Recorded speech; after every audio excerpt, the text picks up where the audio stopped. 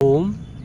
आज हम पीपल के पेड़ के नीचे बैठे।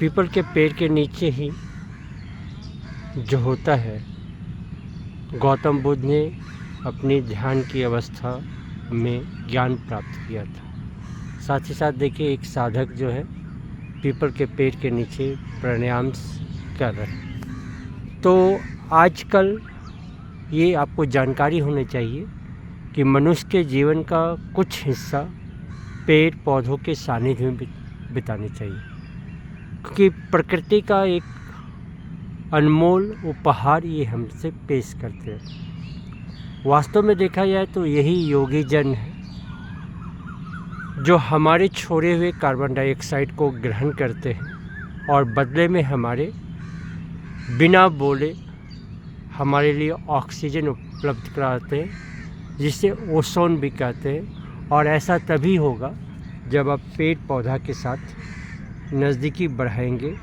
और इस नज़दीकी के साथ क्या होगा, आपके अंदर जो है प्राण तत्व बढ़ेगा।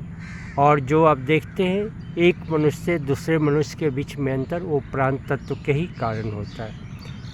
और पहले तो घर में ऐसा था कि खुली हुई आंगन हुआ करती थी जहाँ वायु का आवागमन अच्छी तरह से होता था।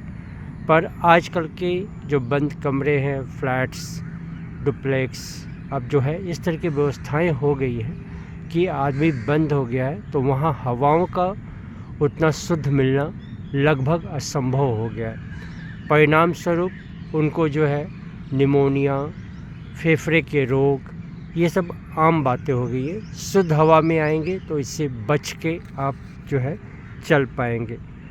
तो ये जो है हमारा निवास जो है खुली स्थान में होना चाहिए, ऐसा हम लोग मानते हैं। सांसों की क्रिया जो होती है नाक से होनी चाहिए, पर देखेंगे तो 50% हमारी जनता जो है वो मुंह से सांस लेने लगी है, खराटे आने लगे हैं। तो ऐसा उनके शुद्ध हवा नहीं मिलने के कारण है, या उन कहिए कि फेफड़ों की क्षमता में ह्रास हुआ है।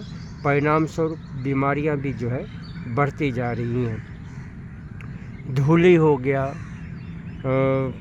धुआं हो गया, दुर्गंध हो गया, ये सब अशुद्ध वायु के वहाँ लक्षण हैं। उनको शुद्ध करने के लिए हवन का भी प्रयोग है। हवन करने से उस जगह की जो है वायु शुद्ध होती है। और उसमें जो है हवन में घी का प्रयोग करते हैं, आप जो है विभिन्न समिधाओं का प्रयोग करते हैं। उसका प्रयोग क्या होता है कि आप जो होते हैं वो जगह का जो होता है वायुमंडल शुद्ध होता है।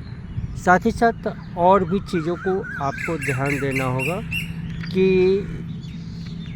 जो प्राणायाम में है उससे फेफड़ों का ही केवल योग नहीं होता, शुद्ध वायु से रक्त की शुद्धि होती है। और शुद्ध वायु जो आपके पेट के पास जाती है तो पाचन शक्ति आपकी तीव्र होती है, और जितने भी अंदरूनी अंग हैं उनके पास जाती है तो वो अंग स्वस्थ होते हैं, मजबूत होते हैं।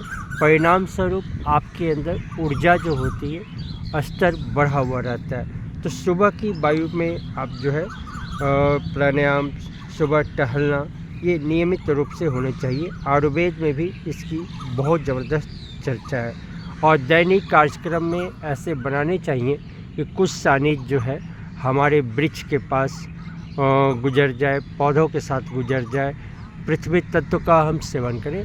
तो एक बात याद रखिए, जहाँ दवा काम नहीं करती है वहाँ वायु कम कर जाती है, क्योंकि वायु के साथ आप ऑक्सीजन ही नहीं लेते, ऑक्सीजन के साथ आप जो है प्राण तत्व लेते हैं। अगर प्राण के साथ भावना जोड़ दें कि मैं स्वस्थ हो रहा हूँ, मैं मजबूत हो रहा हूँ, मेरी शरीर के स्वास्थ्य बन रहे, तो निश्चित रूप से जानिए वो परिणाम आपके अच्छे आएंगे। तो हमें उम्मीद है कि इस वीडियो में आपने वायु तत्व के महत्व के बारे में जाना और इसका जीवन में आप उपयोग करेंगे। फिर एक बार दोहराते, जहाँ दवा काम नहीं करती है वहाँ हवा काम कर जाती। धन्यवाद। ओम शांति। हरिओम तत्सत।